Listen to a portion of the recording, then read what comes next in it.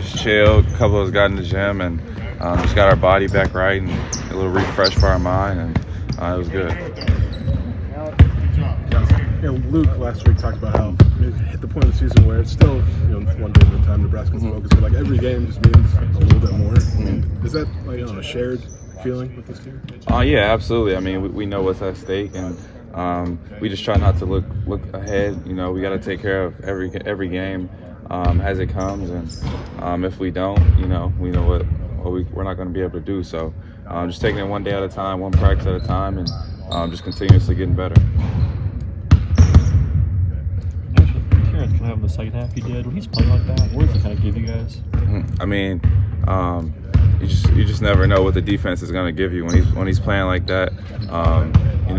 It's hard for them to stay with something. I mean, you've seen they went from man to zone and just kind of tried to give us different looks. And when he's playing like that, I feel like it makes our whole team just unguardable.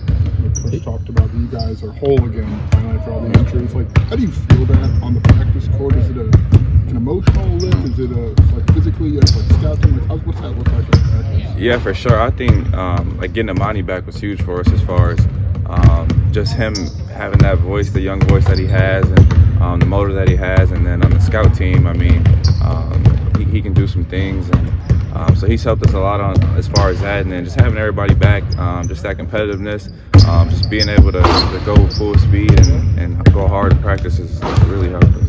Kind of game aside, Nebraska coming off their big win. Is momentum real in the Big Ten? Do you guys feel that when you have it or another team has it?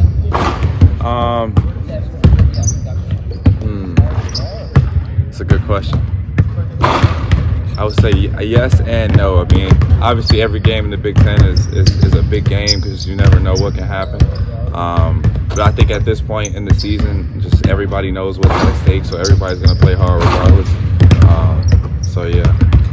Kind of games you had against Ohio State, did it feel different for you in the mindset, intentionality, or your aggressiveness, or was it just different results? Yeah, I mean, for me, just letting the game come to me, taking what the defense is giving me, and just staying aggressive and being a monster on the glass. Nebraska takes a ton of threes, and then making that a pretty high clip. Is that a unique prep for you guys for this game? Yeah, because our whole thing is to take away threes and force cut twos. So it's definitely something that we're scouting, and we know we have to do a good job of that in order to win this game. What are some keys in general, just slowing down three-point shooters? Is it closing? Is it finding the shooters? Yeah, I mean, just running guys off the line. I feel like we've done a great job of that up until this point. So just running guys off the line, being aggressive with them, and just forcing them into those tough twos.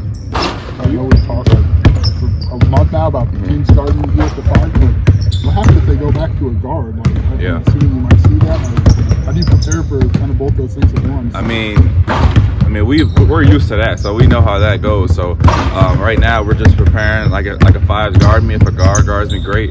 I feel like we have it's a mismatch either way. So we're happy at whatever the defense throws at us, honestly. So you talked about how anything can happen in the Big Ten. Just your experience last year, this year. I mean, it's been real. Like everyone's just beat up on everybody. So what's kind of been your impression of the conference? I mean, I think it's one of the best conferences in the country. I mean, as far as night in, night out, getting the game,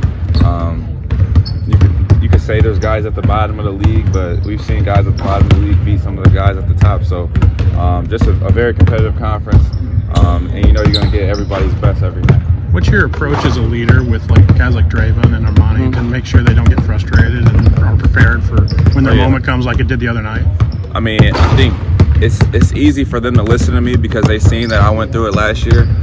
It's easy for me to talk to them because I've been through this stuff, and I kind of can tell when they're getting frustrated. And it's just not like, they'll still be happy, but it's just some stuff that, I mean, even me, like last year, like I was happy, but when I got down, people could tell. So just me, when I see that, just picking them up and just letting them know like their time's gonna come, and the best thing that they can do is just be ready when their time comes. And I think the last game, Dre and Amani came in and gave us some great minutes, and they gave us a boost, honestly.